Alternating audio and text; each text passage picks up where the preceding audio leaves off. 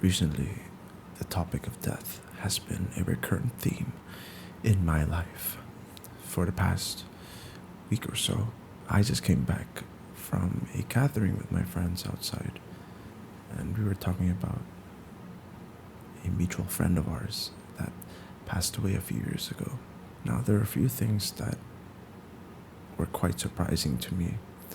I mean, as humans, we tend to move on quite quickly from certain things like jobs, things we own, people. But from tonight, I realized that it's really different when that thing, especially when it's something we really care about, dies, such as our friend. It's a different feeling. Like he passed away 3 years ago, and here we are talking about him. Bear in mind, I haven't cried about him or thought about him the past 2 years because I moved into a different. I moved in a completely new country. I was distracted, and there was nothing here to remind me of him. And here I am with my friends. We start talking about him, and tears are swelling up. I was just thinking, why am I crying? We were discussing memories of him. We were discussing how much he had suffered.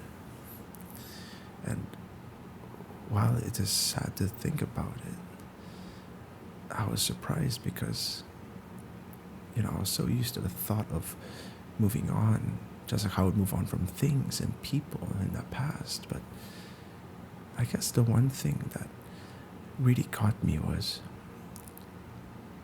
how would they have been now? How would they have looked like? Would they have done? How would they sound like if they were still alive now? These were unanswered questions, and questions that could never be answered. That wasn't the sad part, to be honest, but it's just, I guess the idea of what could have been is what makes me sad.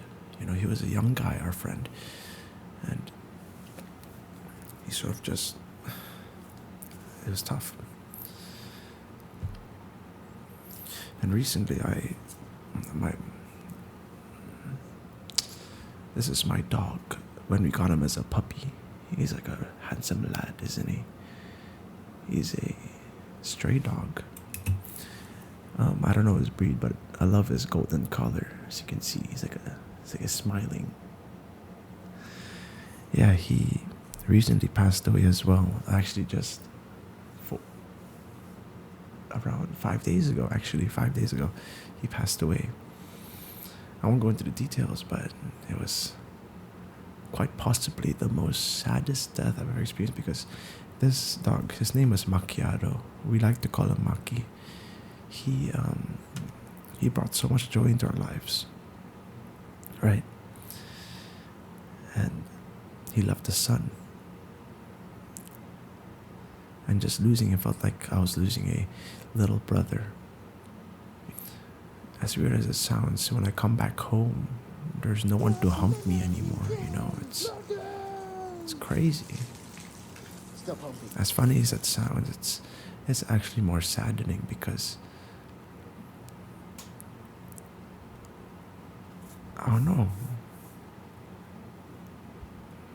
Like, your pets are a thing that remains constant. Whatever you're doing, wherever you are, your pets are always there. They're constant, and then when they just die, they pass away. That constant is gone, and it's a strange feeling, and almost it's one of the most painful feelings I've ever felt when I lost my dog. Because as I said, it's like losing a family member, but it's also losing a sense of constantness. Is that a word? I don't know, but it felt that way when I lost him.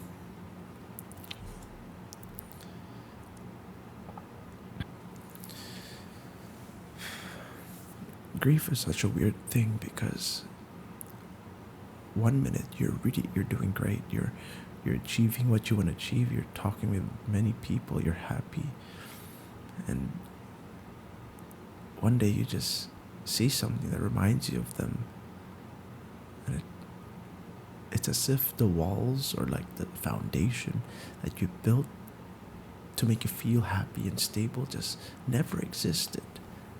It's like it was a pseudo foundation. It just never was there, you know. You know, the other day, my house has this surveillance system where over like even though I'm all the way here, I can still check up on the cameras that we have at home, and these cameras shows the area of where Maki used to live or used to like situate himself in. And the thing about this app is that it takes time to load the present moment. So while loading, it will show the past moment. It will show what was the last frame I saw from the last time I opened the app. And after his passing, I opened the app like 3 4 days later. I was happy because I came back here. And I was just hella distracted, and I don't know. I thought of going onto this app, and I went on it, and I open it up, and lo and behold, I see the past frame, and it's my dog just sitting by the porch, looking at the sun, and like when it finishes loading, he just disappears. It's like it's such a weird feeling, you know, because I basically witnessed him being here and him not being here. Like, how do you even process that?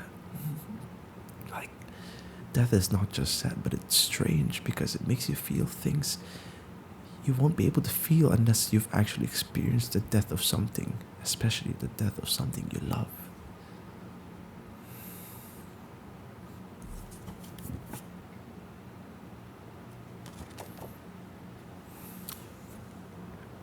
Yeah, I had terrible hair back then, I won't lie, but my dog was so cute here. Look at him.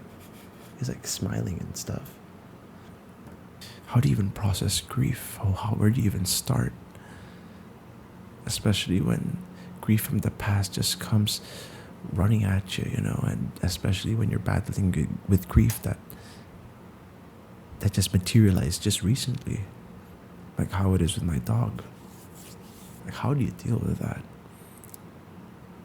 It's a question I'm still trying to solve, but at the same time, I am learning.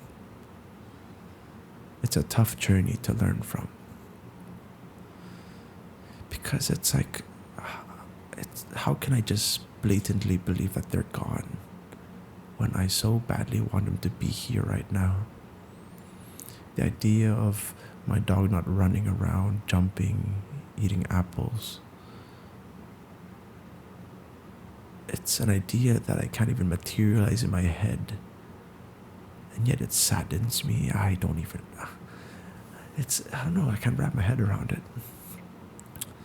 Same with my friend, like, if you were to come here and just like hang out with us and just, what would have that been like, you know? With life has no bias. We can't control when or where someone dies, how they die. It's a sad thought, but that's just part of life. And I'm still at the point where I'm trying to deal with it and trying to understand this realization, because I know that from here on out, I'm just going to keep losing more and more things that I love. I don't know. It's unpredictable. That's how I'd call it. That's how I describe grief. It's unpredictable. You don't know when you'll grieve. You know when you'll be happy. It's just living. That's all I have for you guys tonight. I hope you all have a good night. I'm starting to feel sleepy. It's 2:30 in the morning. And I'll see you guys in the next video. Man, honestly, guys, my assignments have been killing me, guys. It's basically like suffocating right now. But thankfully, I finished them last week, so I'm chilling. but I got my exams now, so I'm focusing on that. Wish me luck. Bye bye.